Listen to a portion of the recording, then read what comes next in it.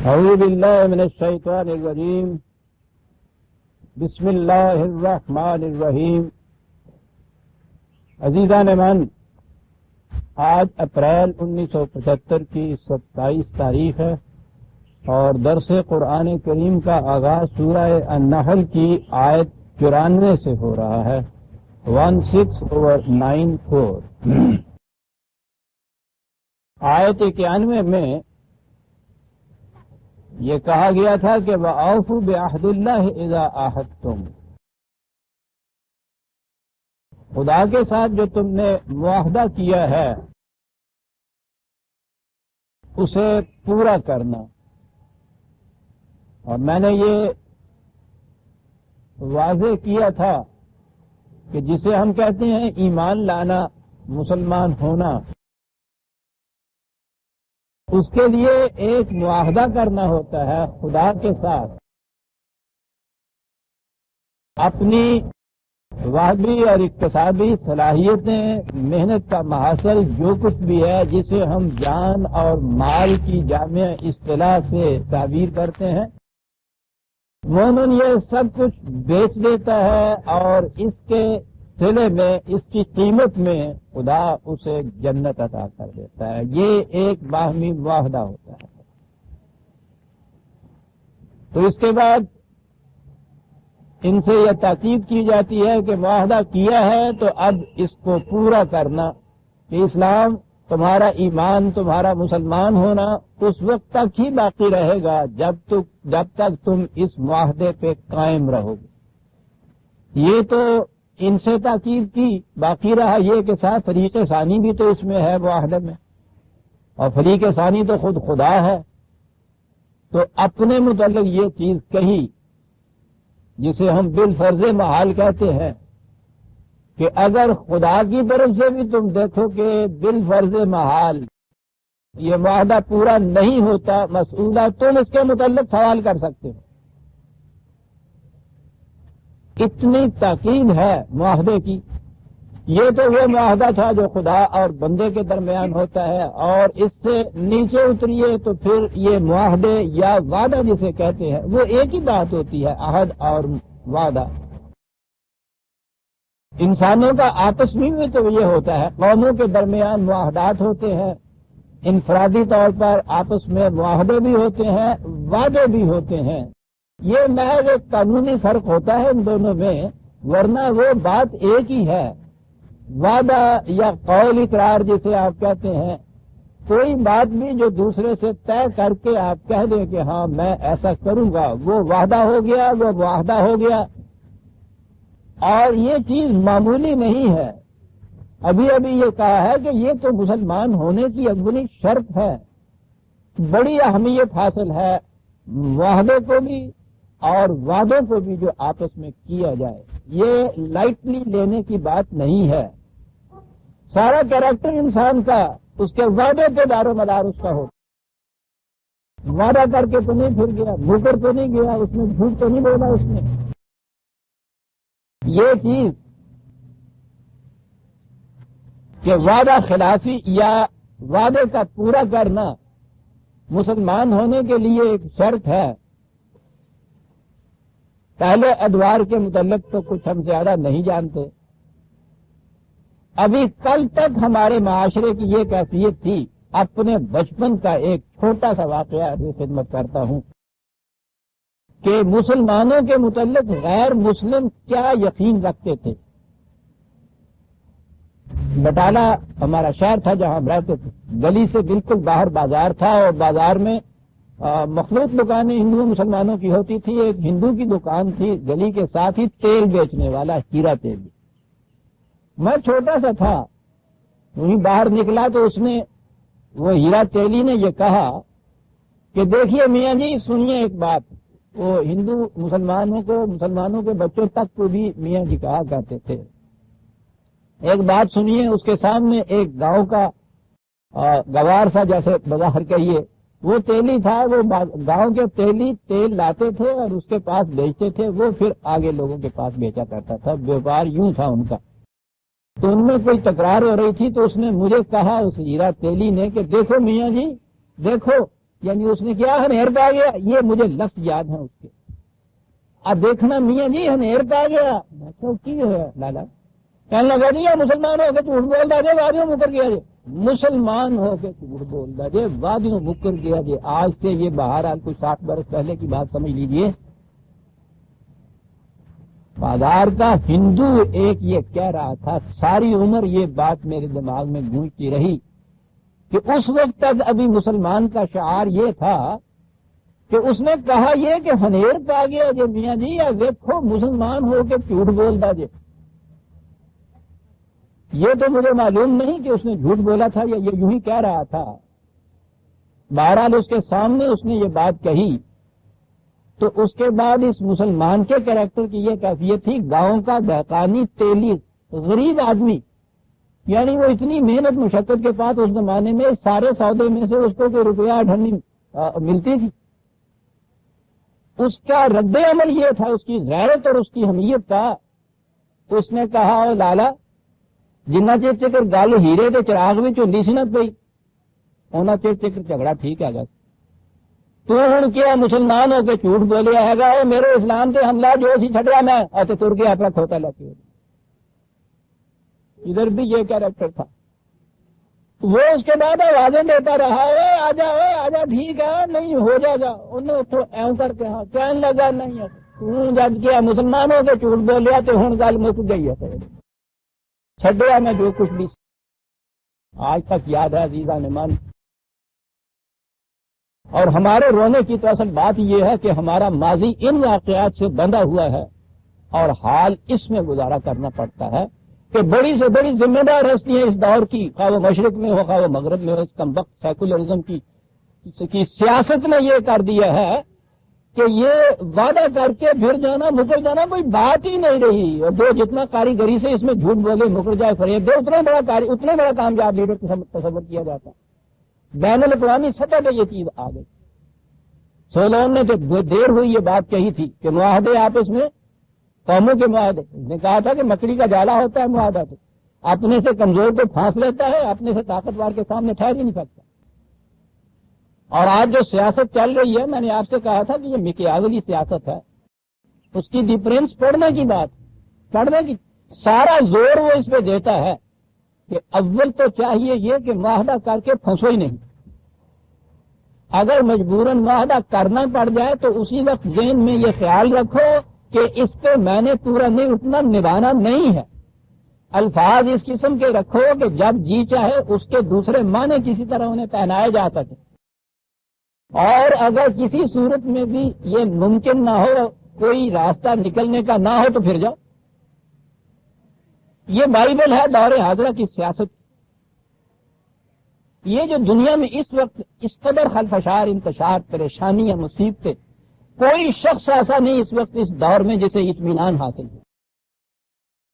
چھوٹے سے چھوٹا رعایا میں سے بڑے سے بڑا صاحب اقتدار، کسی کو اطمینان حاصل نہیں ہے. یہ کیا بات ہے؟ کسی کو اس کے متعلق یقین ہی نہیں ہے کہ جو کچھ یہ کہہ رہا ہے اس کے دل میں وہی بات ہے، یا جو اس وقت مجھ سے وعدہ کر رہا تھا اس کل اس پہ قائم رہے گا. جسے مومن کہا جاتا ہے، ہم تو اس کا ترجمہ ہی ایمان والا کہتے ہیں نا، ایمان لانے والا. مومن کے معنی ہوتے ہیں امن کی ضمانت دینے والا. ساری دنیا کو امن کی ضمانت دینے والا. اور اسی لیے خدا کی ایک صفت بھی تو المومن ہے. المومن المہیمن الجبار المتکبر. تو مومن کے معنی اگر صرف ایمان لانے والا ہی ہو، یہ دوسری اگلی بات آتی ہے ایمان لانے والا جسے ہم کہتے ہیں. پہلی چیز تو ہمارے ذہن میں نہیں رہتی. ایمان لانے والا ہو تو خدا المومن کس طرح سے ہوتا ہے، وہ کس پہ ایمان لاتا ہے.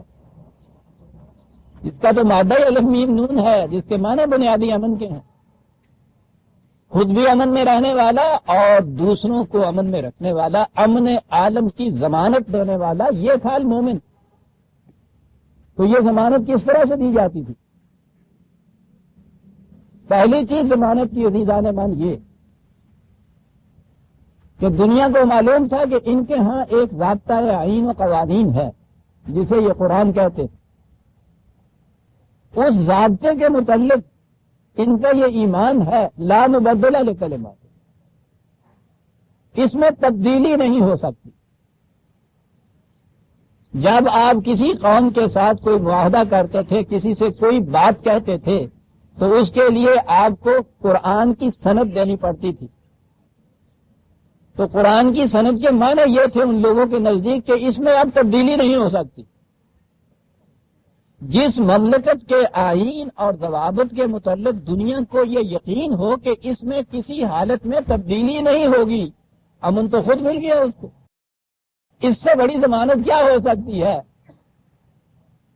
کہ ان کے اس آئین میں تبدیلی نہیں ہو سکتی۔ ان کے ساتھ معاہدہ کرنے والے کے لیے صرف یہ ضروری تھا کہ وہ اس کو دیکھ لے، قرآن کو،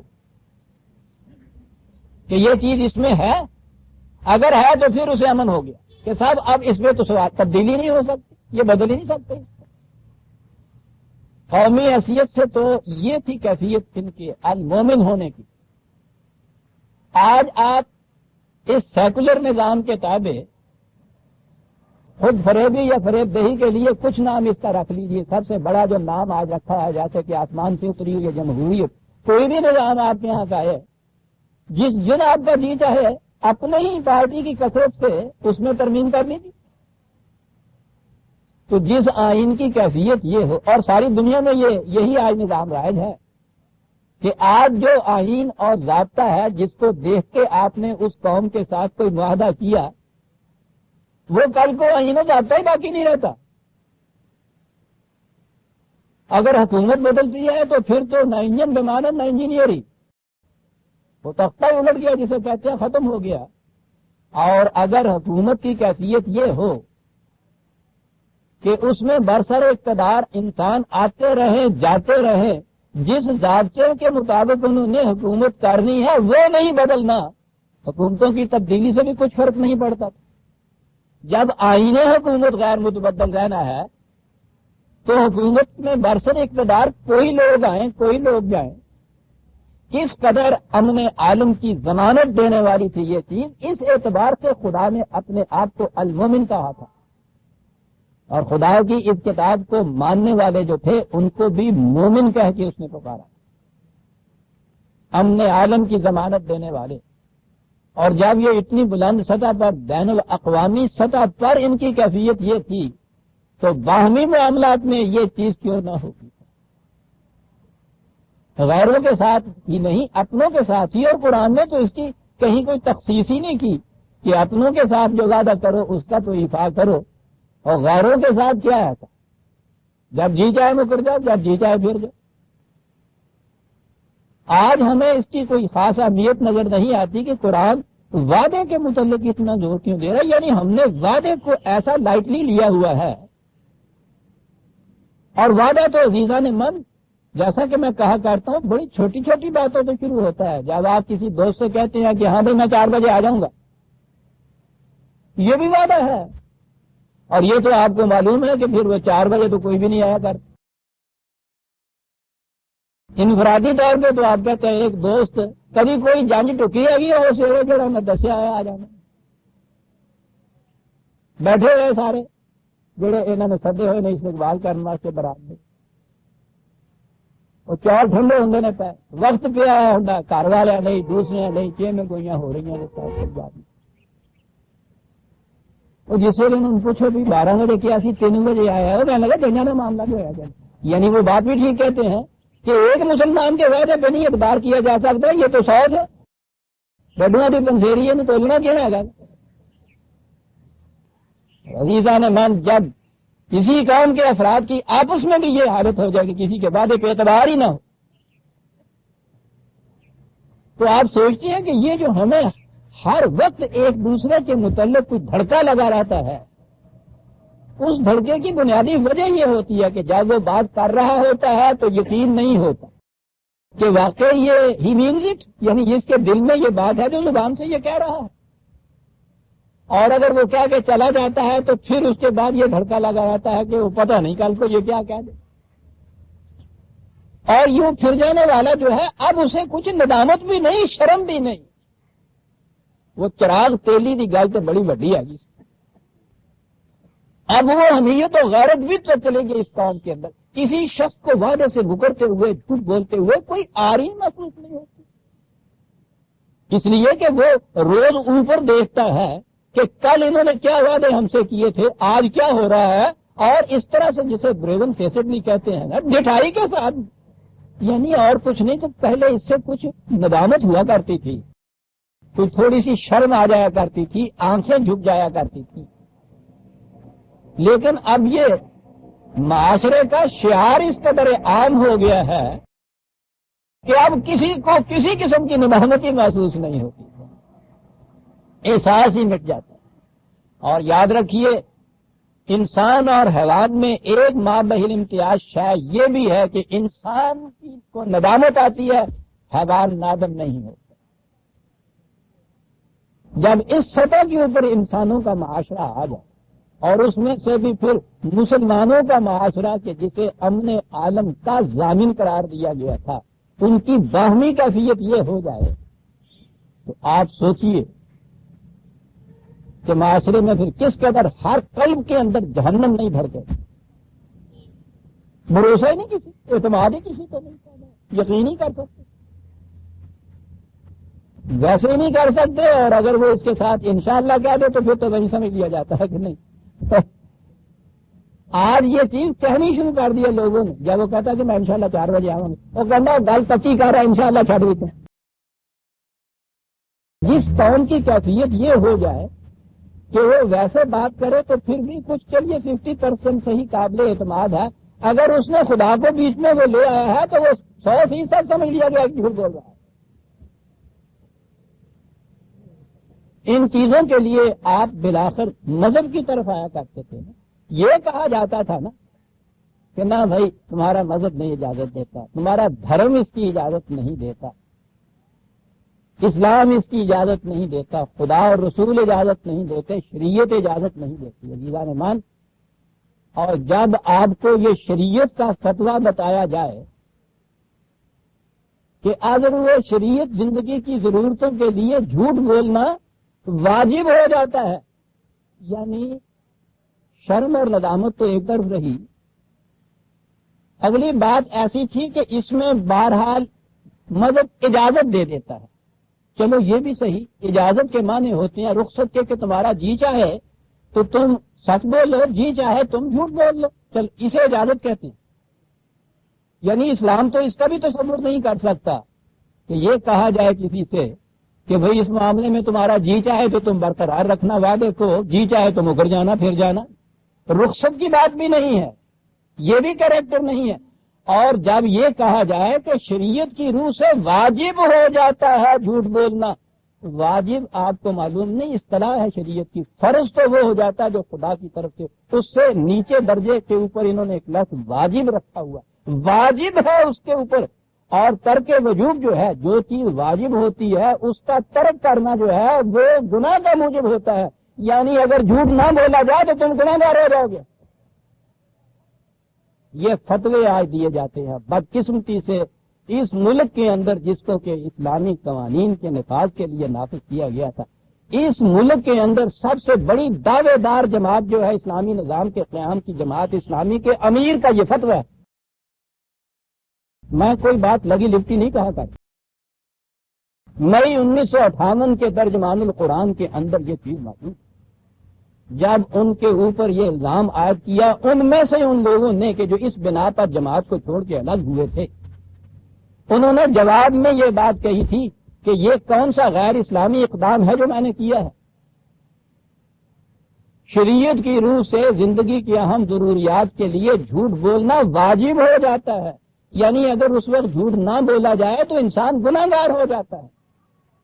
اور معاذ اللہ 1000 بار توبہ کے بعد یہ کہتا ہوں کہ اگر اسلام کی یہ تعلیم ہے جھوٹ بولنا واجب، اسلام کی اس تعلیم کے اوپر سب سے پہلے تو رسول عمل کرتا ہے نا،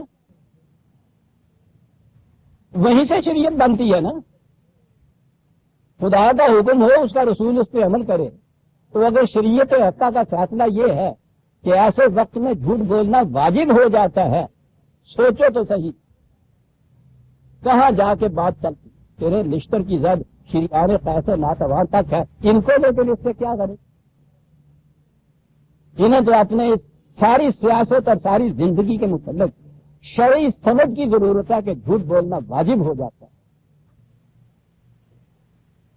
عزیزان من، مومن تو ایک طرف رہا، انسانوں کی تاریخ تو آپ دیکھیے کہ کروڑوں انسان آتے ہیں چلے جاتے ہیں بالکل مچھروں کی طرح، مینتوں کی طرح۔ اس ساری انسانیت کی تاریخ میں یہاں وہاں کچھ روشنی کے مینار آپ کو نظر آتے ہیں، اور وہ جو روشنی کے مینار زندہ جاوید آنے والوں کے لیے جو شمع ہدایت بنتی ہے، جن کی سیرت و کردار، میں اسلام کی بات نہیں کر رہا، اس سے بھی پہلے کی کر رہا ہوں، میں ان کی بات بھی نہیں کر رہا کہ جنہیں قرآن کریم نے اسپیسیفکلی متعین طور پر انبیاء کرام کہہ کے پکارا ہے۔ اس ساری تاریخ میں وہ روشنی کے مینار جو آپ کو نظر آتے ہیں، ان کے کیریکٹر کی بنیادی خصوصیت یہ ہوتی ہے کہ ہزار خطرات ان کے سامنے تھے، انہوں نے جھوٹ نہیں بولا۔ زندگی کی اہم ضرورت، جان کی حفاظت سے زیادہ اور کون سی ضرورت اہم ہوگی؟ اس تاریخ کے اندر جو مفکرین کی تاریخ ہے، سوکریٹس سب سے پہلے سامنے آتا، سقراط جسے کہا جاتا ہے، بطور شہادت اس کا کریکٹر پیش کیا جاتا ہے۔ قانون کی روح سے یہ وہاں جائز تھا کہ اگر وہ اپنے اس ملک سے باہر چلا جاتا جان بچ سکتی۔ جرم اس کے اوپر یہ تھا کہ تم یہ جو تعلیم دیتے ہو، اس سے قوم کے نوجوانوں کے اخلاق بگڑتے ہیں، اعتقاد بگڑتے ہیں، ایمان بگڑتا ہے، تم دیوی دیوتاؤں کے خلاف یہ کچھ کہتے ہو۔ میں اس میں نہیں پڑھنا چاہتا کہ بحث کیا تھی، بحث یہ تھی کہ اس جرم کے لیے سزا موت تھی، اسے جھوٹ نہیں بولنا پڑتا تھا۔ دو صورتیں تھی، یا تو یہی وہ کہہ دیتا کہ غلط بات ہے، میں ایسا نہیں کہتا۔ دوسری چیز بچنے کی یہ بھی تھی کہ وہ کسی طرح سے بھی ہو ملک سے نکل جاتا، ان کی جورسڈکشن ملک کے باہر تھی نہیں۔ ایسے ایسے اس کے شاگرد موجود تھے، بڑے بڑے لوگ، ان کی ریاستیں تھیں، انہوں نے یہ پیشکش کی کہ آپ نکل جائیے، آپ کی زندگی بڑی قیمتی ہے۔ کیا کہنے ہیں اس شخص کے ساتھ، پتہ نہیں اس کا مقام کیا تھا۔ اس نے کہا کہ میری زندگی اسی صورت میں قیمتی ہے نا کہ میں حق کی آواز بلند کرتا ہوں۔ اگر میں حق کی آواز چھوڑ کے یہاں جان بچانے کی خاطر چلا جاؤں تو میری زندگی پھر قیمتی کیا رہی؟ وہ تو تم نے خود ہی قیمت اس کی کھو دی۔ زہر کا پیالہ ہاتھ میں دینے کے بعد بھی پوچھا اس پیالہ دینے والے نے، حکومت کا نمائندہ جو تھا، مجھے کہا گیا ہے کہ اگر سقراط اب بھی یہ بات کہہ دے کہ میں یہ بات نہیں کہوں گا، پچھلا یہ نہیں کہ میں نے نہیں کہی تھی، جھوٹ نہیں بولنا، اب بھی وہ یہ کہہ دے کہ میں یہ نہیں کہوں گا تو پیالہ اس سے لے لینا۔ اس نے کہا کہ جو بات سچی ہے اس کے متعلق میں کیسے کہہ دوں کہ میں وہ نہیں کہوں گا؟ یہ لیا اور غٹا غٹ پیالہ پی گیا۔ نبی نہیں ہے، انبیاء میں شمار نہیں قرآن نے اسپیسیفکلی کیا، مومنین میں بھی شمار نہیں ہو رہا۔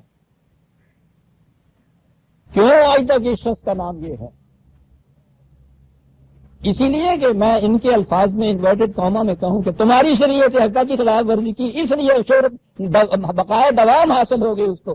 یہ بات قرآن کے مطابق اس نے کی تھی، اس لیے حیات دوام حاصل ہو گئی۔ ہزار خوف ہو لیکن زباں ہو دل کی رفیق، یہی رہا ہے ازل سے قلندروں کا طریق۔ یہ قلندر تھے اور قرآن نے انہی قلندروں کی داستانیں اپنے اندر محفوظ رکھ رہی ہیں، قیامت تک ان کو حیات جاوید دے دی۔ فرعون کا دربار، عزیزان من، جب میں کہا کرتا ہوں قہرمانیت کا مجسمہ، نام اس کا اصطلاحی طور پہ استبداد کے لیے تاریخ میں چلا آتا فرعون، اس کے دربار کے ساحرین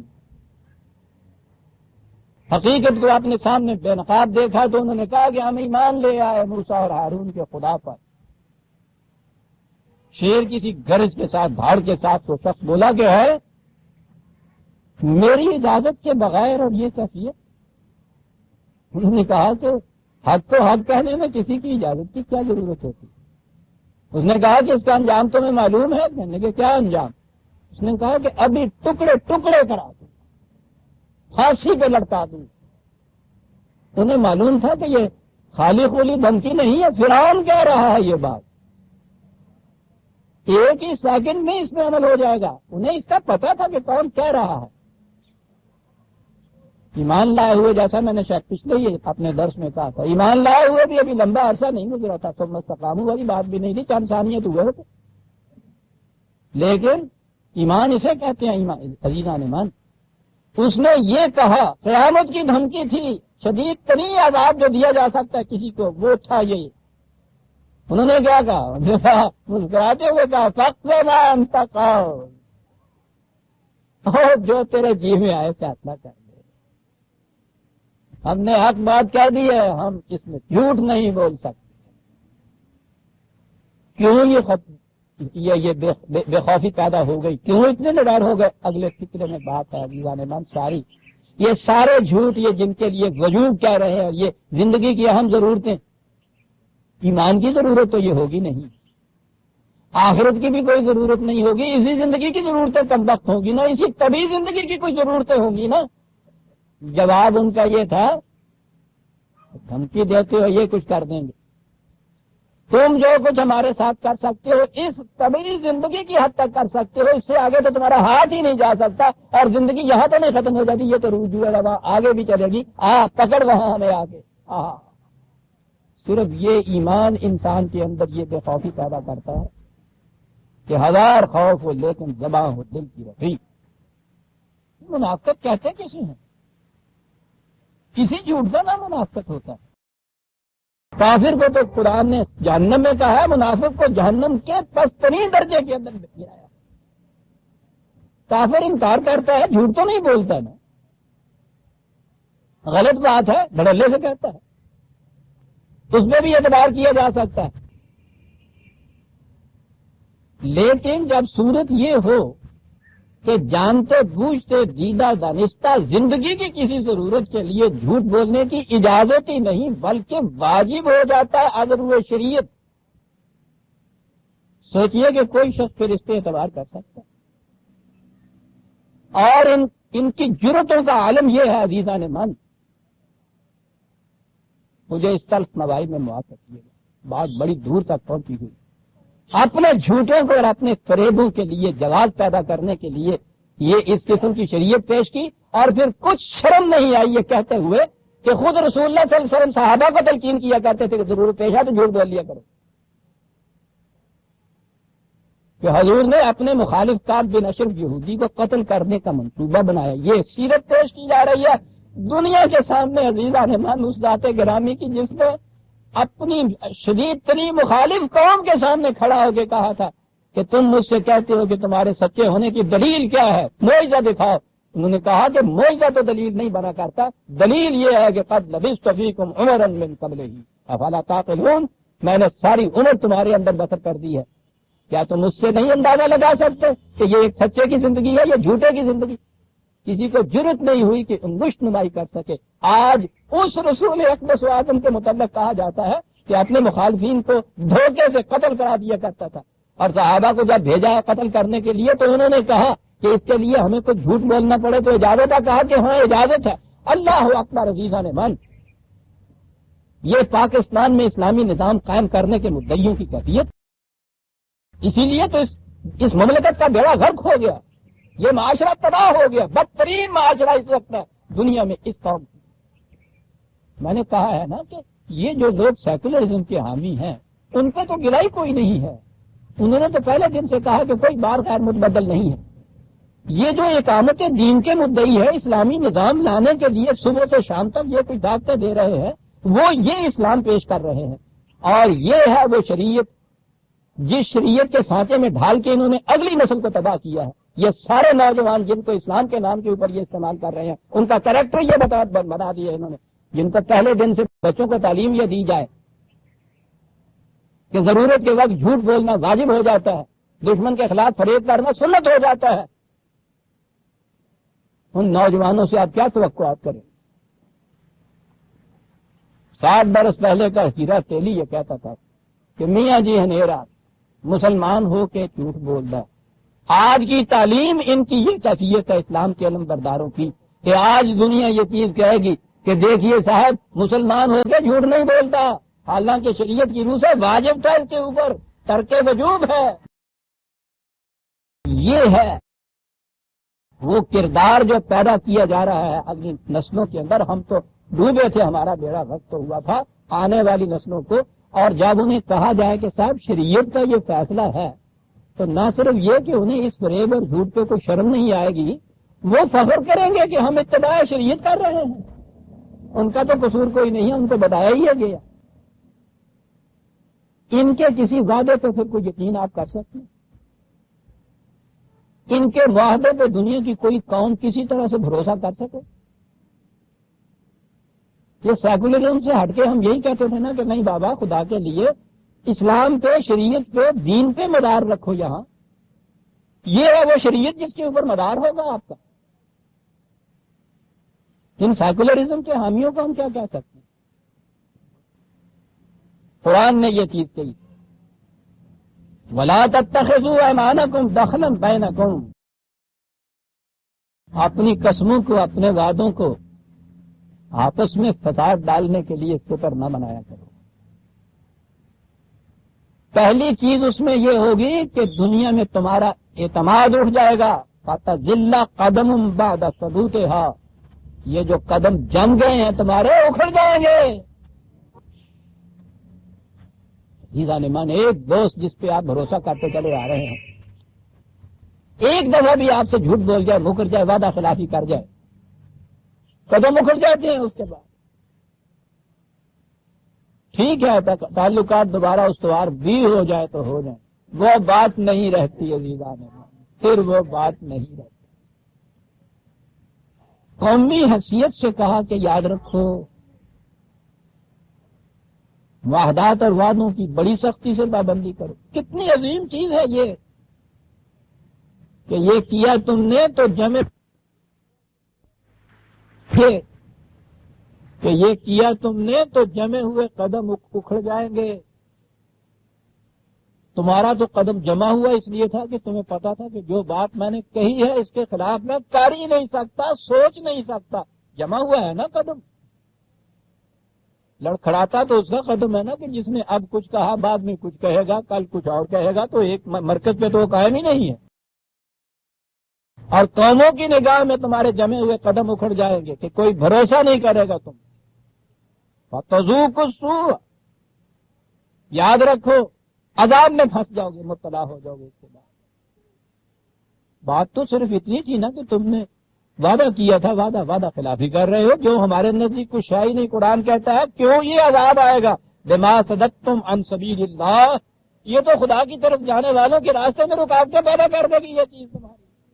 وہ کوئی خدا کی طرف دعوت تو تم ہی دے رہے ہو نا، پھر تمہاری اس دعوت کو بھی کون بھروسہ کرے گا؟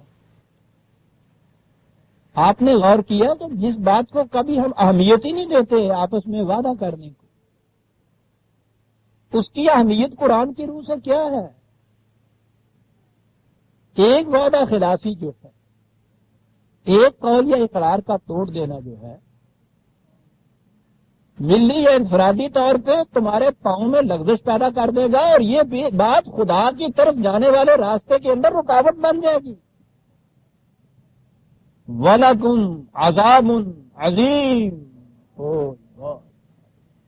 عذاب عظیم میں مبتلا ہو جاؤ گے۔ آج جسے کہیے کوئی جس کے دل میں کچھ ہے بھی احترام دین کا، مذہب کا بھی، کہ بھائی کسی طرح سے امانت دار، سچے، زندگی کے اندر یہ چیزیں تو پیدا کرو، تو اب ایک اور مل گیا ہے بہانہ ہمیں کہ صاحب یہ چیزیں تو اسلامی نظام قائم ہوگا تو اس وقت یہ چیزیں ممکن ہوں گی۔ یعنی اپنے دوست سے جو تم اس وقت وعدہ کر رہے ہو کہ کل میں تمہیں یہ دے دوں گا، یہ اس کے اوپر پورا رہنے کا امکان بھی اس وقت ہوگا جب اسلامی نظام قائم ہو جائے گا۔ کس قدر خود فریبی کے بت تراشتی ہے عقل بہانہ پاس۔ میں تو اس چراغ تیلی کی بات اس زمانے کی بتا رہا ہوں کہ جب اسلامی نظام تو ایک طرف انگریزوں کی غلامی تھی، آج کیا ہو گیا؟ ٹھیک ہے، پوچھا جاتا ہے کہ آج کیا ہو گیا؟ بات یہ غصے کی نہیں، جھلاہٹ کی نہیں، چڑچڑا ہونے سے کچھ بات نہیں بنے گی، بات ہمیں سوچنی پڑے گی کہ ہو کیا گیا، ہو یہ گیا کہ ظاہر الفساد فی البر والبحر، سیاست آ گئی مکیاولی جس کا مدار ہی جھوٹ پہ، دین آپ کا باقی رہا تھا، شریعت کا فیصلہ دے دیا کہ جھوٹ بولنا واجب ہو جاتا ہے، تو یہ حالت نہ ہو معاشرے کی تو پھر اور کیا حالت ہو؟ لیکن یہ تو ہمارے یا آپ کے بس میں تھا کہ ہم صداقت سے آر رہیں یا جھوٹ کو وجود بنا لیں، لیکن یہ جو قانون فطرت کی روح سے اس کا نتیجہ تھا کہ وَلَكُمْ عَذَابٌ عَظِيمٌ، اس کو تم اپنی مرضی سے نہیں بدل سکتے۔ اور جب انفرادی معاہدے کی یہ کیفیت ہے تو پھر جو خدا کے ساتھ عہد کیا تھا پھر یہاں قرآن لایا ہے وَلَا تَشْتَرُوا بِعَهْدِ اللَّهِ ثَمَنًا قَلِيلًا۔ اس معاہدے کی خلاف ورزی جسے تم نے زندگی کی بعض ضرورتیں کہا ہے، طبعی زندگی کا ہی مفاد ہوگا نا۔ یہ جو اس کا ترجمہ ہوتا ہے نا کہ خدا کے ساتھ معاہدے کو تم تھوڑی سی قیمت کے ہاتھ نہ بیچا کرو، تو اس کے یہ معنی نہیں کہ کوئی لاکھ روپے کا لائسنس لے کے بیچ دیا کرو، 50-70 روپیہ کے پا نہ بیچیا کرو۔ یعنی وہ یہ بتا رہا ہے کہ یہ بڑی قیمتی چیز ہے، تھوڑے پیسے نہ بیچا سامان کے لیے۔ قرآن میں جہاں جہاں یہ چیز آئی ہے اس نے کہا یہ ہے کہ یہ ٹھیک ہے،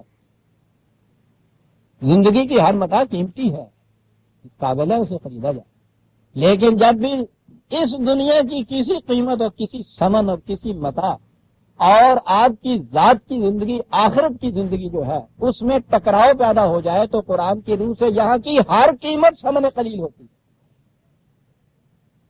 یہاں بات 1 روپے اور لاکھ روپے کی نہیں، یہاں 1 اور لاکھ روپیہ جو اس زندگی کی متاع ہے، اس حیات دوام کی متاع کے مقابل میں قرآن نے یہ کہا ہے کہ وہ ہر قیمت ثمن قلیل ہے۔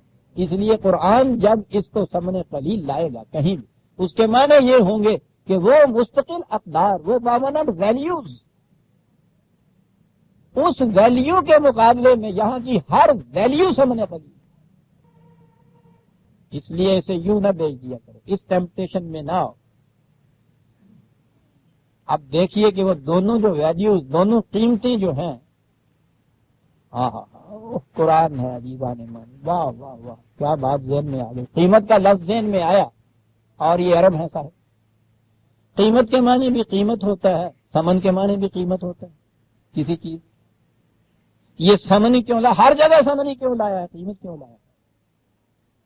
قیمت تاما سے ہے جس کے معنی توازن، اس کے معنی ہے کہ دو چیزیں جب برابر ہو جائیں تو وہ چیز اس کی قیمت ہو جاتی ہے، برابر ہو جائیں تو ٹھیک ہے۔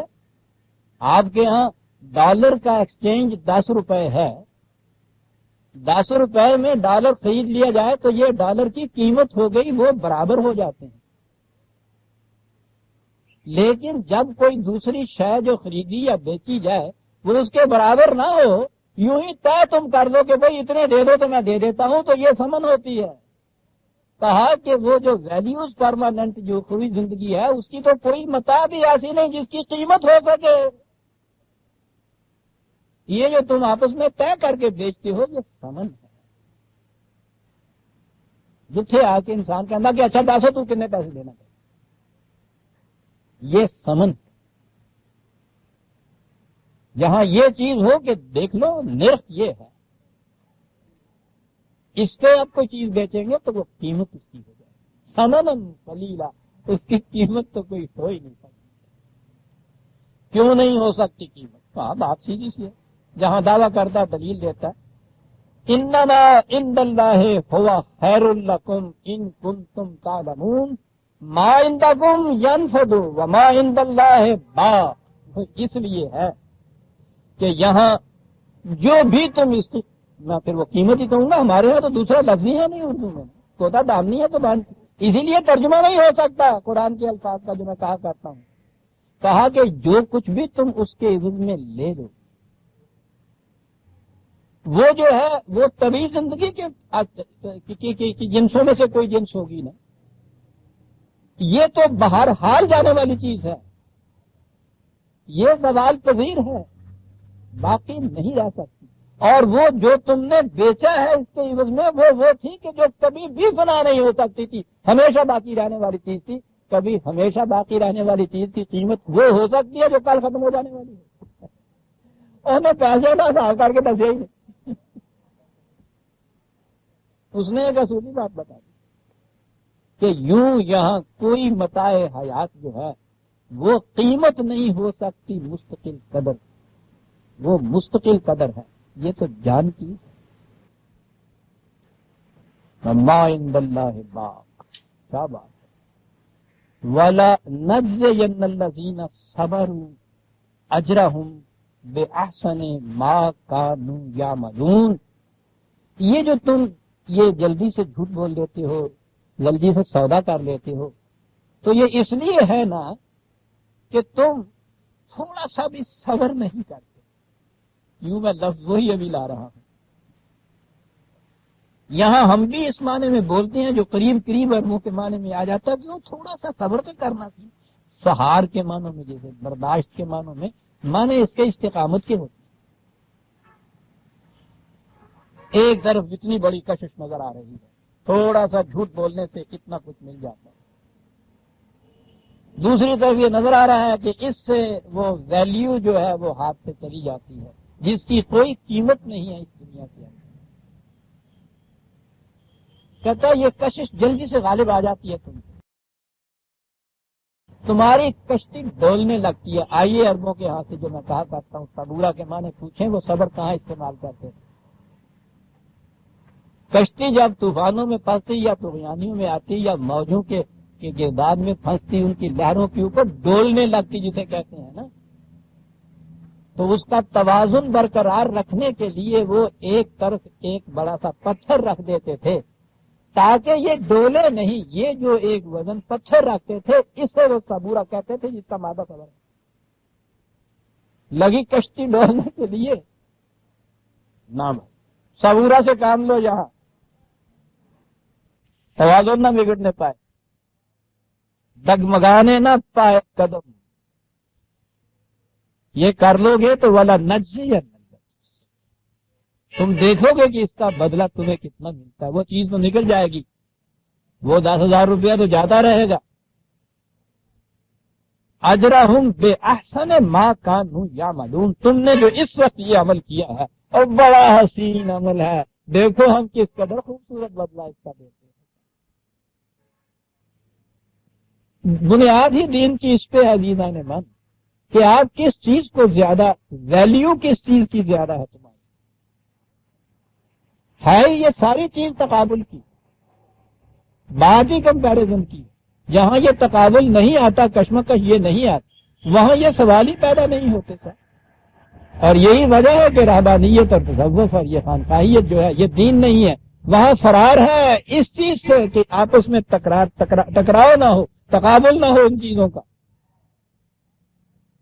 انتہائی فرار یہ ہے نا کہ جنگل میں چلا جائے آدمی، جنگل میں جا کے بسنے والا جہاں کوئی دوسرا انسان نہیں، وہاں نہ وہ گناہ کر سکتا ہے نہ نیکی کر سکتا ہے۔ یہ نیکی اور گناہ تو ٹکراؤ کے وقت کی بات ہے کہ وہاں تم کیا فیصلہ کرتے ہو۔ پتھر تو ساری عمر کوئی گناہ نہیں کرتا، لیکن نیکی بھی تو نہیں کرتا۔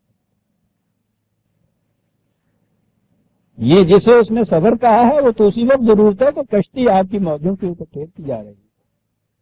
بندرگاہ میں باندھ کے رکھی ہوئی کشتی جو ہے اس کو ضرورت ہی نہیں ہوتی، لیکن کشتیاں بندرگاہ میں امن کی جگہ رکھنے کے لیے تو نہیں بنائی جاتی، جو بنا کے وہیں باندھتا چلا جاتا ہے۔ خانقاہیت یہ ہے نا، وہ کشتی کے مقصد سے واقف نہیں ہے، بیکار ہے، ہمیں تو معلوم ساری محنت کشتی بنانے میں ضائع چلی جائے گی، محفوظ تو رہے گی وہ کشتی۔ حسن ما کانوا یعملون، یہ کیا ہوگا، یہ اجر کیا ہوگا، یہ حسین اجر کیا ہوگا۔ ایک کے بعد دوسری آیت میں اور ولک پلٹتا جاتا ہے اور واضح کرا جاتا ہے، کرتیا چلا جاتا ہے۔ من عمل صالحا، جس نے بھی ایسے کام کیے جو اس کی ذات کی صلاحیتوں میں نشو و نما پیدا کرتے چلے جائیں، یہ ہے نا ویلیو مقابل کی۔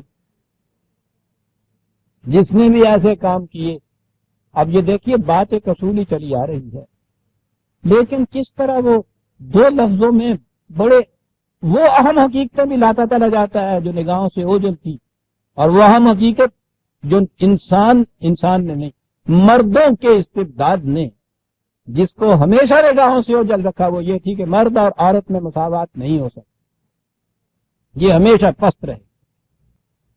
یہاں یہ ذکر نہیں آ رہا، لیکن من عمل صالحا من ذکر او انثی وہو مومن، عورت ہو یا مرد، مومن ہونا اس کے لیے، خود بھی امن میں رہنے والا، دوسروں میں کوئی امن کی ضمانت دینے والا، جس کی بھی یہ کیفیت ہوگی. کیا ہے وہ جو اجر احسن جسے کہا ہے، فَلَنُحْيِيَنَّهُ حَيَاةً طَيِّبَةً. دو لفظوں میں بات کیا ہے، نہایت خوشگوار اور پاکیزہ زندگی اس کو عطا کر رہے. اس سے آگے اور چاہیے کیا عزیزان ایمان. بڑا جامع لفظ طیب آتا ہے قرآن. ثمر، شجر ثمر بار کو طیب کیا، بہترین پھل دینے والا درخت، نہایت خوشگوار. یعنی اس سے زیادہ جامع لفظی کوئی نہیں ان کے ہاں، یہ بتانے کے لیے زندگی کی ہر قسم کی آسائشیں، نرمیاں، خوشگواریاں، سرفرازیاں، یہ سب آ جاتی ہیں. تو یہ پھر دوسری طرف اس کی پاکیزگی، اس کی لطافتیں، یہ ساری چیزیں لفظ طیب میں آ جاتی ہیں. اس کا بدلہ ہم تمہیں یہ دیں گے. یہاں حیات طیب، اسی زندگی میں حیات طیب گزرے گی. اور یہ اس لیے کہ والا نجزینہم اجرہم بأحسن ما کانوا یعملون. یہ کچھ یوں ہی بطور انعام کے نہیں مل جائے گا، خراج کے طور پہ نہیں مل جائے گا، بیشتر فی سبیل اللہ والی بات نہیں ہے.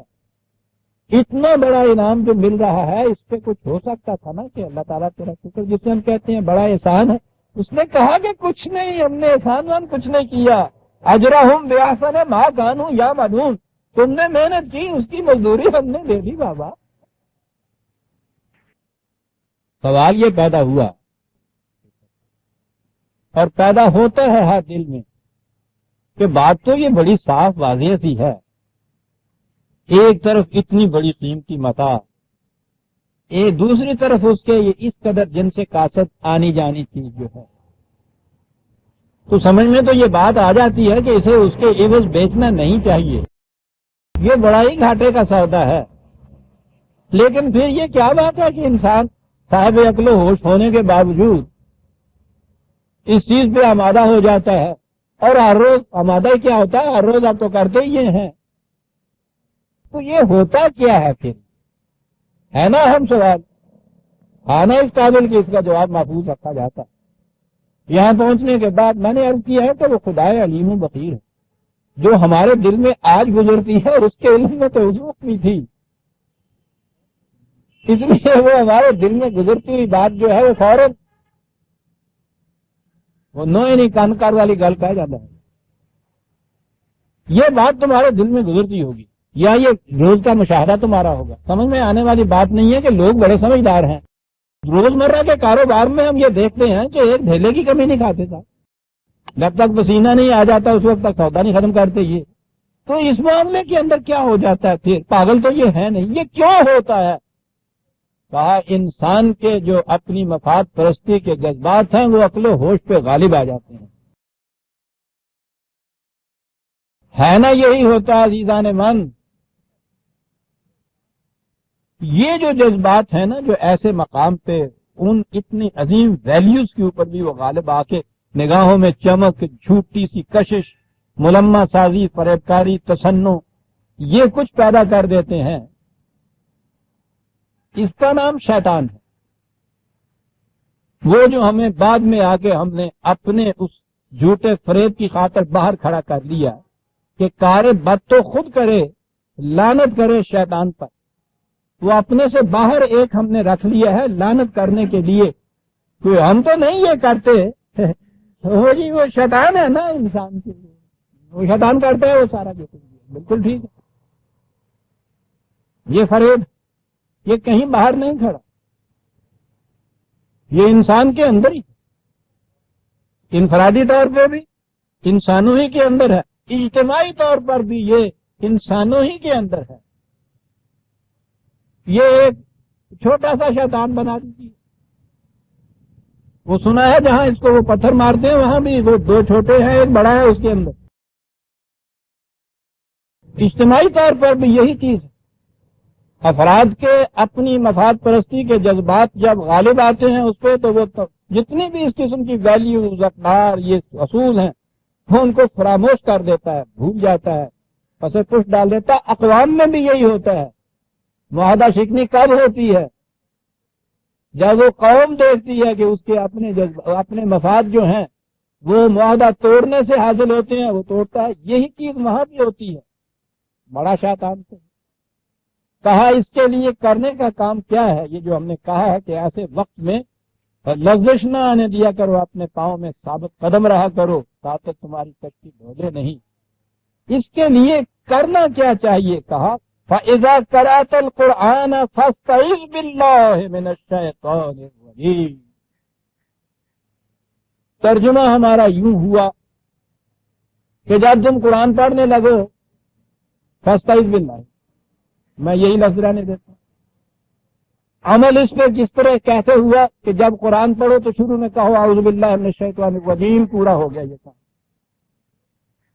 عزیزان من, ذرا تھوڑے سے سکون قلب سے بات سوچئے کہ علاج اگر اتنا ہی تھا.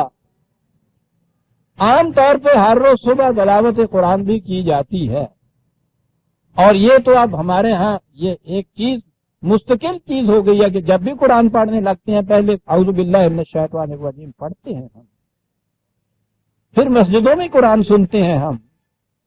تو وہ قرآن تو بہت پڑھا جاتا ہے اور ہر پڑھنے سے پہلے اعوذ باللہ من الشیطان الرجیم کہا جاتا ہے. اس نے کہا تھا کہ اس کا علاج یہ ہے, تو کیا واقعی اس سے یہ ہو جاتا ہے؟ پھر ہم بچے رہتے ہیں ان تمام چیزوں سے جن سے بچنے کے لیے کہا تھا کہ یہ کیا کرو. کبھی کھڑے ہو کے سوچو تو صحیح,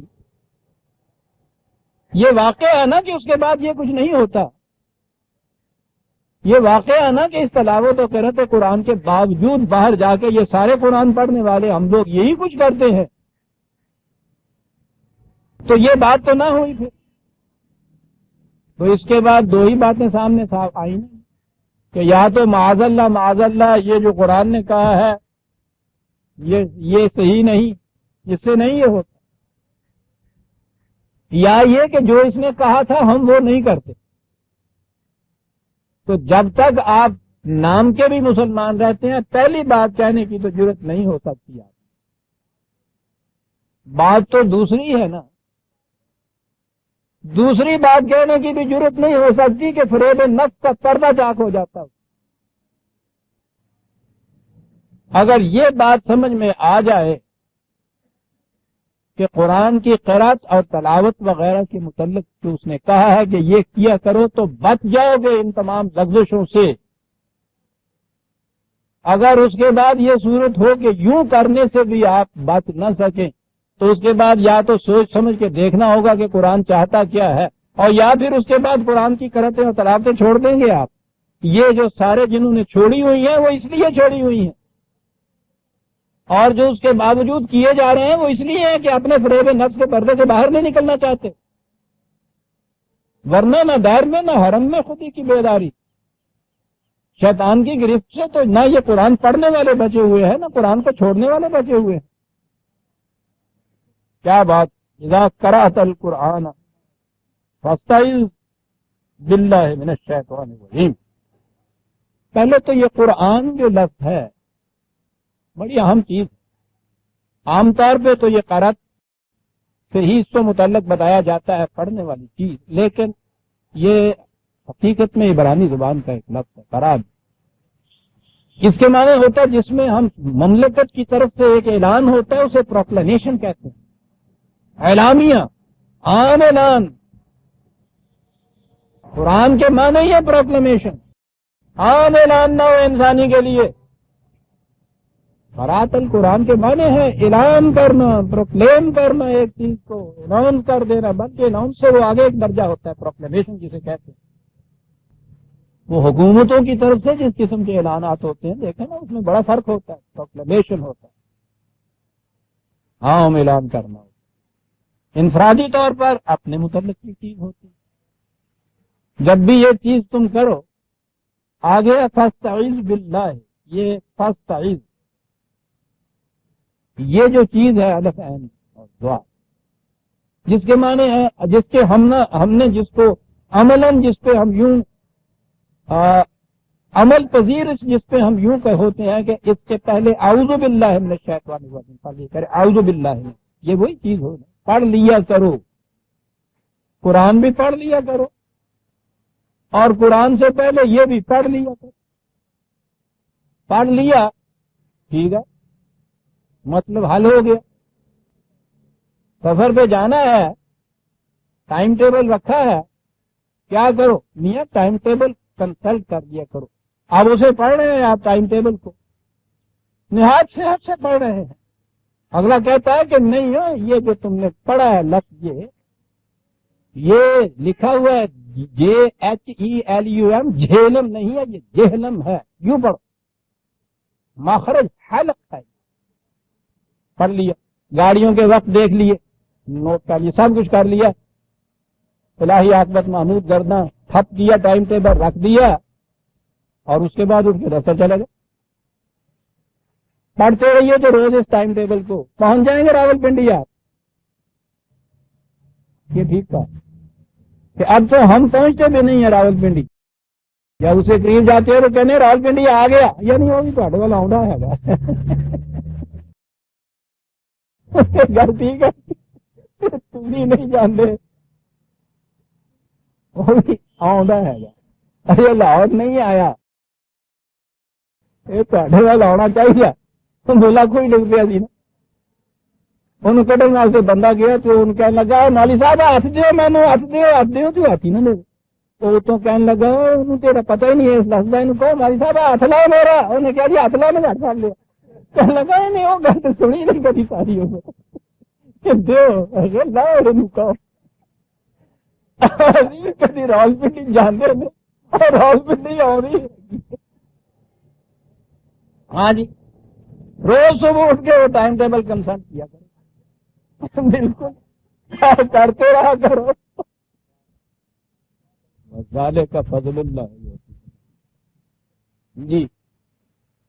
یہ بھی ضروری ہے کہ جب وہ کنسلٹ کرنے لگو نا تو وہ کہو بچوں کو کہ چلو چلو پرے ہٹتے دور ہو جاؤ ذرا، بڑا اہم معاملہ ہے گا.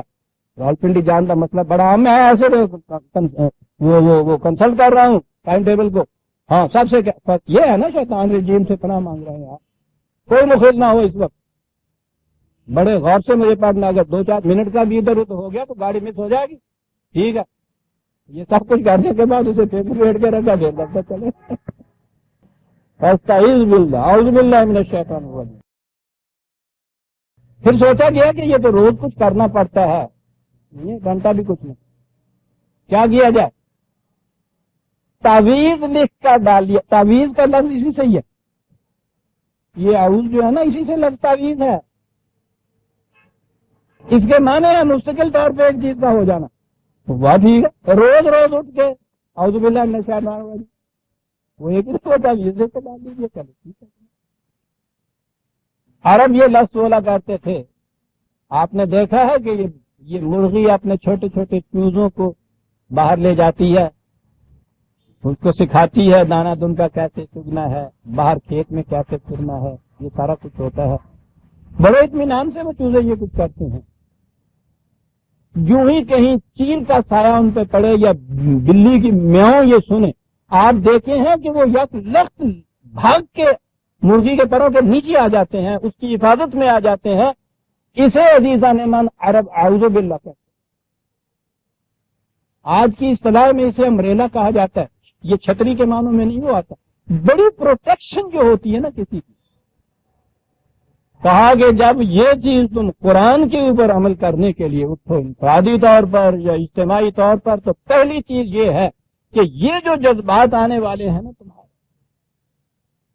ان سے پروٹیکشن کا سامان جو ہے، حفاظت کا سامان جو ہے، تعوذ کا سامان جو ہے، یہ پہلے کرو. یہ جو کششیں اور جاذبیتیں ہیں جن کو قرآن نے کہا کہ ٹھیک ہے مال و دولت زن و فرزند یہ زینت من حیات دنیا ہیں، بڑی وجہ کشش چیز ہے، ضرور ہونی چاہیے، لیکن جب اقدار کے اندر ٹکراؤ آگے پڑے تو کہا یہی زن و فرزند اور مال و دولت تمہارے لیے فطرہ بن جاتے ہیں، کٹھالی بن جاتے ہیں جس میں سے گزرنا ہوتا ہے تمہیں، اور اگر اس میں سے تم حفاظت کا سامان نہ کرو تو وہ کہا عدو لکم، یہی تمہارے دشمن ہو جاتے ہیں۔ حفاظت کا سامان اپنے ہی جذبات سے عزیزان مان، حفاظت کا سامان، لیکن شیطان یا ابلیس اکیلا ہی تو نہیں کہا قرآن نے، وہ تو جنودوں بھی کہا، لشکر اس کا، وہ اکلے دکلے تھا تو پھر بھی کوئی مقابلہ ہو، لشکر اس کا ہجوم کر کے آنے والا، یہ وہ اجتماعی اور اقوامی ابالی سے دار ہے نا، قوم کا مفاد دوسری قوم سے ٹکرا رہا ہے، پوری کی پوری ایک قوم جمعیت سے ہجوم کر کے لشکروں کی طرح دوسرے قوم کے اوپر آ رہا ہے۔ یہ ابلیس کے لشکر جب بنتے ہیں وہ کیا کیا حربے استعمال کرتے ہیں، یہ جو آج کی اصطلاح میں انڈر ڈیولپڈ قومیں جن کو ہم کہتے ہیں، وہ جن کی پرورش کے لیے ایڈ دینے کے لیے بہت آگے بڑھتے ہیں، ہمدردیوں کے ہزار جذبات دل میں پنہاں کیے ہوئے چلے آتے ہیں۔ یہ جو ضعیف قومیں ہیں، زیر دست قومیں ہیں، کمزور قومیں ہیں، ان کے مقابلے میں یا جن قوموں کے مقابلے میں بھی وہ یورش کرتے ہیں، کیا کیا طریق اختیار کرتے ہیں، عزیزان ایمان قرآن ہے۔ قصہ آدم جو تمثیلی انداز میں بیان کیا ہے، بنیاد ہے عزیزان ایمان، وہ بات سمجھ میں آ جائے دین کی لم اور غائب سمجھ میں آ جاتی ہے۔ یہ جو آویزش ابلیس و آدم نہایت ڈرامائی انداز میں قرآن نے سمجھانے کی خاطر بسیط حقیقتوں کو یاد رکھیے، تمثیلی انداز میں سمجھایا جاتا ہے، اور تمثیلی انداز میں بھی جب وہ ڈرامائی انداز اختیار کر لے تو بڑا مؤثر ہوتا ہے۔ بات پہلے سے تو شروع نہیں کی جا سکتی، وہ تو کئی دفعہ آپ کے سامنے آ چکی ہے۔ میں وہاں آتا ہوں جہاں آ کے قرآن یہ دھتکارا گیا جسے کہتے ہیں ابلیس، اور وہ میں نے عرض کیا ہے کہ جب کہا گیا کہ تو اپنی لفظ کی ذمہ داری لینے کے لیے تیار نہیں ہے، اور یہ کہتا ہے کہ میں تو مجبور ہوں، جو کچھ کرایا خدا نے کرایا ہے، تو جو شخص ذمہ داری نہیں لیتا ان چیزوں کی، اس کی اصلاح قیامت تک نہیں ہو سکتی۔ اسے کہا نا کہ جاؤ تمہاری اصلاح نہیں ہو سکتی۔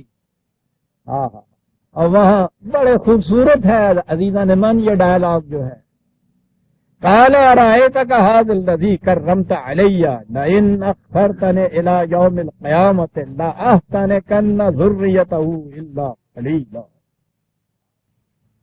کہا کہ یہ حویلہ آب و گل مٹی کا مارو طے کیا ہے، چھوڑ دے اسے اور مجھے اب میدان میں آؤ، ایک دنگل آوے،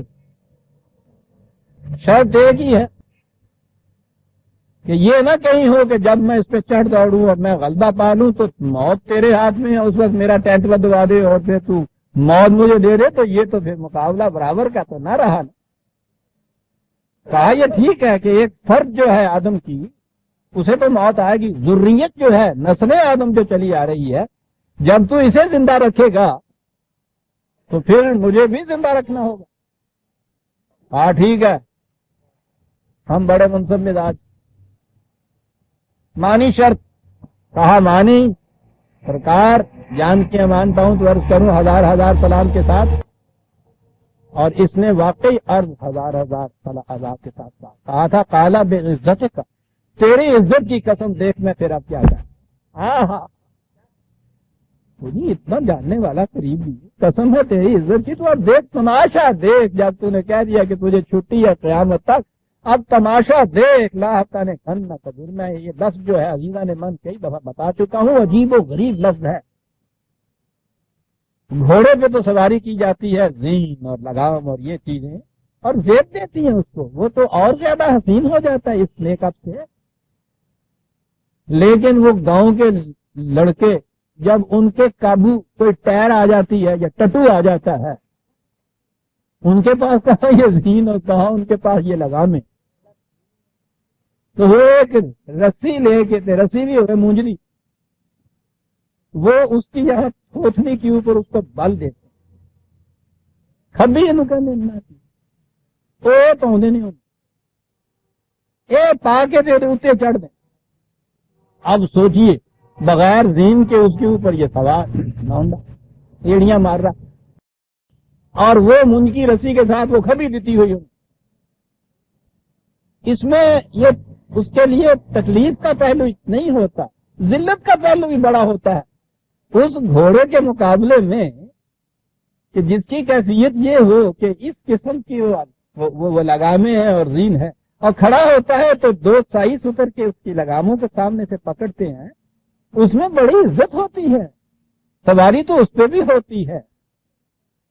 یہ وہ ہوتے ہیں گھوڑے جو مقربین بارگاہ سلطانیہ ہوتے ہیں. لیکن یہ کیفیت جب ہو کہ وہ ٹٹو پہ لونڈا سوار اور کبھی پائی ہوئی ہو، اسے وہ مار مار کے دوڑا رہا ہے. آہا کیا ایک لفظ کہ اب تو اسے بھیج اور مجھے دیے تو نے چھٹی، اور اب تیری عزت کی قسم تماشا دے کہ میرے ٹٹو سے کبھی پا کے نچونا نہیں ہوتے تھے. اور اجتماعی طور پر کیا کروں گا میں؟ سنیے عزیزان میں، ہاں اس کا جواب تو ادھر سے ملا تھا کالا جب، تو ٹھیک ہے جاؤ، مقابلے ہے، جو حربہ بھی تو استعمال کرنا چاہتا کر، ہم تو نہیں کہیں تمہیں روکیں گے. آگے یہ کہا ہے فمن تابع کا فمن ہوں. میں بھی عرض کروں گا جو یہ کہا ہے کہ یہ کس کے ساتھ ہو سکے گا اور کس سے نہیں ہو سکے گا، وہاں اعوذ باللہ آئے گا. کہا اجتماعی طور پر سنیے کہ کیا کیفیت ہوگی. فرسٹ تف یہ ہے جی 17/62 سے یہ ہوتی ہیں شروع، 17/62 63 64 نکال دیجیے. فاستفزز من استطعت منهم بصوتك واجلب عليهم بخيلك ورجلك وشاركهم في الاموال والاولاد وعدهم. کیا چیز ہوگی؟ ٹھیک ہے، کیا حربے استعمال کرے؟ کہلا پہلی چیز سائیکولوجیکل حربہ، پروپیگنڈے.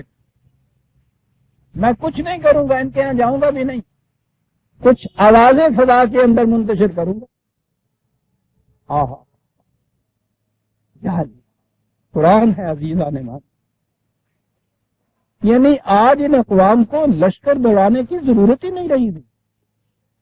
وہ تو آگے کہا ہے کہ جہاں ضرورت، اس کے بعد جہاں ہموار کر دوں گا فضا کو، جب اس طرح سے پھر بھیج دوں گا میں، سوار بھی پیادے بھی. پہلی چیز تو یہ ہے صوت کے ذریعے سے، یہ آلات ابلاغ جسے آپ کہتے ہیں، آپ ذرائع جن کے ذریعے پہنچایا جاتا ہے، یہ آپ کے یہاں کے ریڈیو، یہ آپ کے یہاں کے ٹی وی، یہ ٹرانسسٹر صاحب، گاؤں گاؤں کریے وہ ہل چلانے والا دہقان بھی وہ ہل کی تھتی کے ساتھ ٹرانسسٹر باندھا ہوتا ہے، گدے والے نے اوپر بیٹھا ہے ساتھ اس کے ٹرانسسٹر رکھا، اندازہ لگائیے ساتھ کا. یہ ابلیس کے جنود جو تھے یہ وہی کچھ کر سکتے ہیں نا، وہ اکیلا کہاں یہ کچھ کرے گا. وہ تو وہاں ایک بہت بڑا محیط الصوت جو ہے اس کو لے کے بیٹھا ہے، وہ ریڈیو اسٹیشن کو ہے، اور یہ سارے اس کے جنود جو ہیں یہ لیے پھر رہے ہیں. پہلی چیز تو یہ عزیزان ایمان اس دور کے اندر سب سے زیادہ کامیاب حربہ پروپیگنڈے کا ہے. نفسیاتی تغیر ہے نا جس پہ بنیاد ہوتی ہے یہ سارے خارجی انقلاب کی. نفسیاتی تغیر میں تو خیالات کو بدلنا ہوتا ہے، تصورات کو بدلنا ہوتا ہے، اور وہ اس پروپیگنڈے کے ذریعے بدلا جاتا ہے. وہ بائبل کے الفاظ میں کہ جھوٹ کو اس تواتر سے متواتر ڈھیٹ ہو کے دہراتے چلے جاؤ کہ پھر وہ ایک دن سچ بن کر نظر آنے لگ جائے. آپ پہلی چیز یہ ہے کہ یہ کروں، پھر اس کے بعد جب یہ تیار ہو جائے گی زمین اس طرح سے تو پھر لشکر کشی بھی ہوگی، رسالے بھی دوڑائے جائیں گے، انفینٹری بھی آئے گی، پیادہ لشکر بھی ہوں گے، ہر قسم کی لشکر کشی اس کے اندر آ جاتی ہے. ہاں آج کے وہ ٹینکس اور ہوائی جہاز اور یہ چیزیں کیوں نہ ہوں، اس کے بعد یہ بھی ہو سکے گا. کہا پھر ایک اور مؤثر حربہ ہے، اور وہ یہ ہے کہ فائنینشلی اکنامیکلی پلاننگ ایسی کروں گا، اقتصادی اور معاشی پلاننگ. الفاظ ہیں شارک ہوں فی الاموال، یوں نہیں پہلے دور کی طرح کہ ان کا مال لوٹ کسوٹ کے اپنے ہاں یوں لے جاؤں گا جو محسوس ہونے لگ جائے.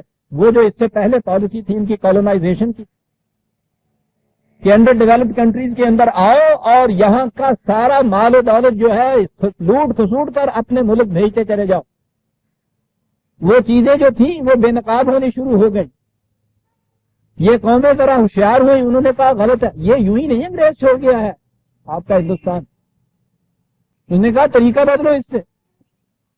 اکنامک کا پلاننگ ایسا کیا گیا، وہاں کی ایڈ یہاں آ کے شامل کی گئی. الفاظ ہے شارکہم فی الاموال، ان کے مال و دولت میں جا کر شرکت کرو، یہاں سے گھسوٹ کے نہ لے جاؤ، آپ یہ پہچان جائیں گے نہ، شرکت کرو اس کے. یہ سوائے بگ دو چار امپائر کے عزیزان من ساری دنیا کی کمزور قومیں یہ جو فائنینشیل ایڈ ہے اس کے جال میں پھنسی ہوئی ہیں، الجھی ہوئی ہیں. ساری آزادیاں ان کی سلب ہو چکی ہوئی ہیں. مشارکت فی الاموال. کہا پھر اور کیا کروں؟ کہا یہ تو وہ ہوگی جو موجودہ نسل ان کی ہوگی، ان کو تو اس طرح سے پھانسوں گا. اور آگے کہنے کے آگے ہے وہ جو مسلسل چیز میں نے کہا تھا کہ اس کی ضروریت کے ساتھ میں یہ کیا کروں گا والاولاد.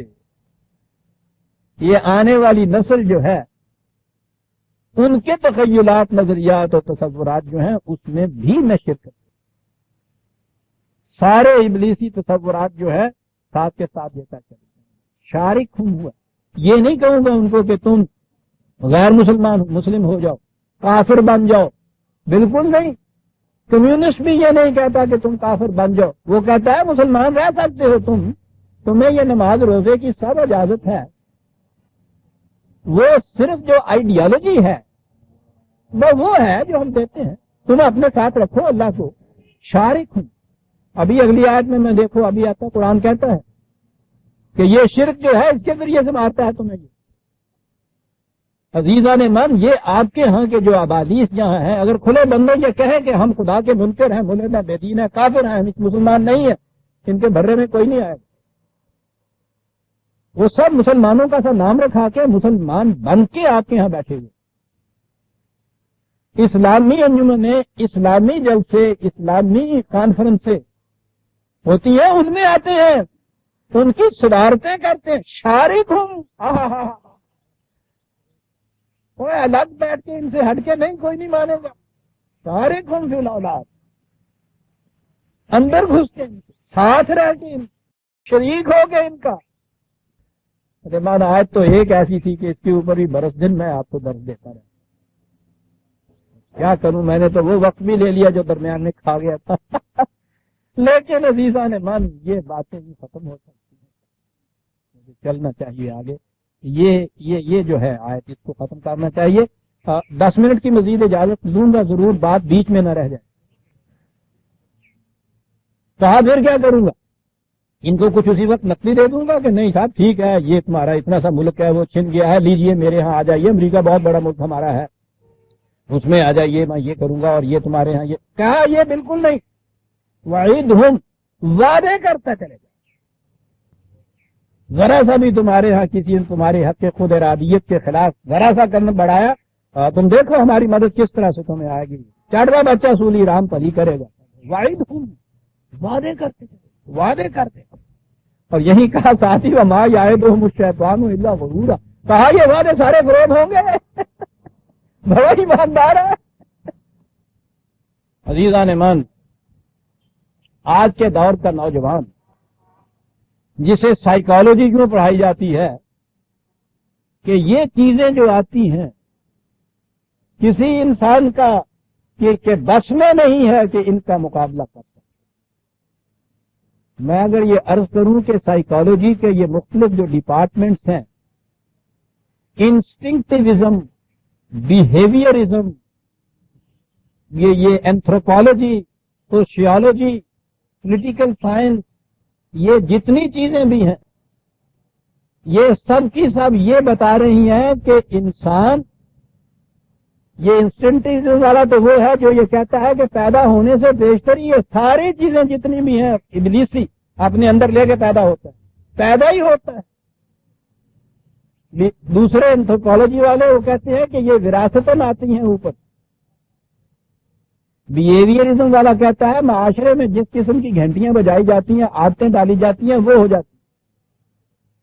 یہ سوشیولوجی والا یہ کہتا ہے کہ ابتدائی تربیت بچے کی جس قسم کی اور تعلیم آپ کر دیتے ہیں ساری عمر وہ ویسا ہی رہتا ہے، اور ان میں سے ہر ایک اس نتیجے پہ پہنچاتا ہے کہ پھر اس کا بدلنا کسی کے بس میں نہیں رہتا۔ یعنی ہر نوجوان ہمارا جو سائیکالوجی کے آج پھندے میں آتا ہے، ہر نوجوان جو ہے وہ ابلیس بن جاتا ہے۔ وہ کہتا ہے کہ یہ میں جرائم آپ کر ہی نہیں رہا، میرے بس کی بات ہی نہیں ہے۔ یہ روز آپ جو یہ مباحثے دیکھتے ہیں کبھی ٹی وی پہ کبھی سنا کیجئے نوجوان کے ساتھ، میں وہ صرف دیکھ لیتا ہوں جس میں نوجوان آتے ہیں، ان کا سوال ہی یہ ہوتا ہے بڑوں کہ صاحب ہمیں آپ مجرم کیسے قرار دے رہے ہیں؟ ہمیں تو آپ نے جو بنایا ہم بن چکے ہیں، اور جو بن چکے ہیں سائیکالوجی کہتی ہے کہ اس کا بدلنا ہمارے بس میں تو ہے نہیں۔ یہ بات آ گئی نا، پھر بنا دیا نا ایک ایک کوئی ابلیس اس نے کہ اب بس کی بات ہی نہیں ہے، مطمئن ہو گیا، اب ضرورت ہی نہیں ان پہ کسی قسم کے بعد نصیحت کی، جب وہ طے کر لے کہ میرے بس کی بات ہی نہیں ہے، اصلاح نہیں ہو سکتی، تو پھر تو اس کی اصلاح کا انکار ہی نہیں۔ ابلیس تو کبھی بھی اصلاح یافتہ نہیں ہو سکتا۔ یہ نوجوانوں کو یہاں پہنچا دیا ان کو۔ فرسٹریشن لفظ ابلیس کے معنی بھی تو نا امید شدہ ہے، مایوس ہونے والا۔ اپنی اصلاح کی طرف سے ہمارا نوجوان مایوس ہو چکا ہے، کمپلیٹلی فرسٹریٹڈ کہ نہیں صاحب کسی کے بس کی بات ہی نہیں ہے، اب ہمارے بس کی بات ہی نہیں ہے۔ یہ ہے نا وہ چیز، اور یہاں ہے اس کا توڑ۔ جب یہی بات ہے تو پھر فاستائز کیا مانے؟ یعنی پھر وہ پناہ کہاں ڈھونڈے؟ وہ مرغی ہے نہیں جس کے پروں کے نیچے آ جائے، وہ امریلا ہی نہیں ہے، اس نے انکار ہی کر دیا ان کے وجود کا، ہو ہی نہیں سکتا۔ پھر فاستائز کیا؟ اور یہ ہے وہ مقام عزیزان من جہاں قرآن کریم 1400 سال پیشتر عزیزان من سائیکالوجسٹ جتنے بھی ہیں ان تمام کے جنہیں یہ مسلمات کہہ کے پیش کر رہے ہیں، ان تمام مسلمات کی تردید کرتا ہے، وہ کہتا ہے یہ غلط بات ہے، تو کرتا رہا اس قسم کی یہ بات۔ ہم نے آدم کے اندر ایک اتنی بڑی قوت رکھی ہے کہ اگر اس کی یہ قوت بیدار ہو گئی اور اس نے اس سے کام دینا شروع کر دیا، تیرے ایک ایک حربے کو توڑ کے رکھ دے گا۔ ان عبادی لیسا لکا علیہم سلطان، جو میرے قوانین کی عبودیت اختیار کریں گے ان پہ تیرا کسی قسم کا کوئی غلبہ نہیں ہو سکتا۔ اور آپ حیران ہوں گے عزیزان من کہ پہلے زمانے میں تو یہ نظریات کہیں جا کے صدیوں میں بدلا کرتے تھے، زمانہ یہ بڑا تیز ہو گیا ہے نا۔ کل ابھی سائیکالوجی چلی ہے، اسے بطور ایک سائنس تو ابھی یہ بنی نہیں تھی، بہرحال ایک علم کی بنا پر ولیم جیمز نے تو پیش کیا، کل کی بات ہے، ابھی 50-60 برس کی ہے۔ اس دوران میں یہ سارے نظریے جتنے تھے یہ عام ہوئے، مسلمات کے طور پہ مانے گئے، یہ ثابتہ حقائق ہیں، ان میں کوئی تبدیلی نہیں ہو سکتی۔ آج اس دور میں ابھی انہی ملکوں سے دی موسٹ ایمیننٹ سائیکالوجسٹ، بڑے ہی بلند پایا سائیکالوجسٹ، انہوں نے یہ کہنا شروع کر دیا ہے کہ یہ سارے مسلمے غلط ہیں، انسان بلا واقع ہوا ہے، اس کے عزم کے سامنے ان میں سے کوئی چیز نہیں ٹھہر سکتی۔ میں ان کے ہاں کی لیٹسٹ کتاب اتفاق سے آج کل میرے زیر مطالعہ ہے، بڑی عجیب و غریب، وہ ایرک فرام جس کا میں اکثر اقتباس کیا کرتا ہوں، بہت بڑا سائیکو انالیسسٹ ہے امریکہ کا اس وقت کا، لیٹسٹ کتاب اس نے یہ لکھی، خود سائیکالوجی کے پلیٹ فارم سے کھڑا ہو کے وہ بول رہا ہے اور کہتا ہے یہ سارے نظریے غلط۔ فرسٹریشن کا کوئی مقام انسان کے لیے نہیں ہے۔ فرسٹریشن یہ ہے کہ یہ اپنے اندر کی اس قوت کو بھلا دیتا ہے۔ قرآن نے بھی آدم کے متعلق یہ کہا تھا تنسی، یہ بھول گیا اپنے آپ کو، تو پھر ہم نے دیکھا کہ اس میں عزم نہیں رہا، اپنے مقام کو بھول گیا تو پھر اس نے دیکھا کہ وہ عزم نہیں رہا، شیطان غالب اس پہ آ گیا، نتیجہ ہے۔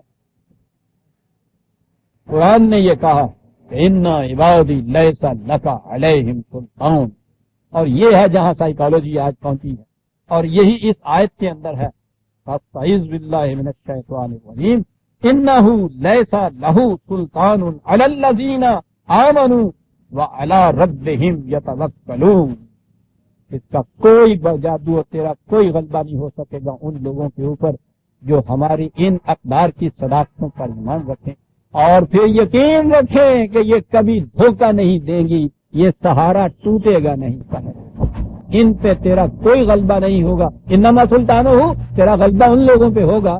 اب وقت ہو گیا، اس کو ہم آئندہ لیں گے۔ سورہ النحل کی آیت